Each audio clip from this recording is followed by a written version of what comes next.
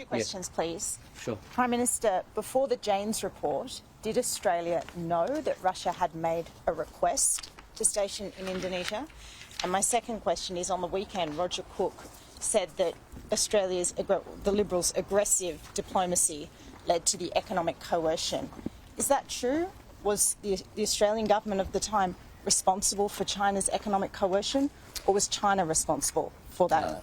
On the first issue, I don't intend to run a complete running commentary, but what we do know is what the Indonesian government have said themselves, which is that this is not being. No, that was not my question. Well, my question was, did we know about the request before the Janes report? Well, it's not clear. It's not clear what the Janes. You're assuming the Janes report is correct, and there is no basis for you assuming that. Secondly, So you're saying a request was never made? We know that for sure, that a request was not made. Is that what you're saying? I'm saying I'll act diplomatically with our friends in Indonesia. That's what I'm saying. On the second issue, China is of course responsible for actions which China took. China is responsible. But I make this point as well, that some of the rhetoric that was given by the Australian government was not conducive towards having a constructive relationship. And the 20% of, or $20 billion of trade impediments hurt Australian jobs. It hurt the lobster industry, for example, in Geraldton. It hurt the barley industry in South Australia and in the other eastern states as well. It hurt so many industries, in the wine industry in Tasmania, the Hunter Valley, South Australia, Margaret River.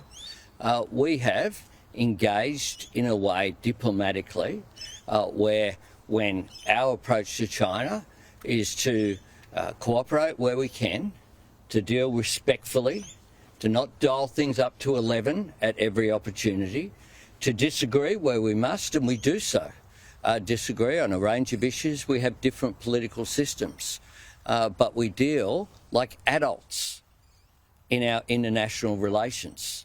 You know, this isn't, and we don't ever try to seek domestic political points through our international diplomacy, which is one of the reasons why we don't go into relations between other countries, including Russia and Indonesia have had, of course, a different relationship from the relationship between Australia and Russia over a long period of time. We understand that. We don't comment on all of that detail.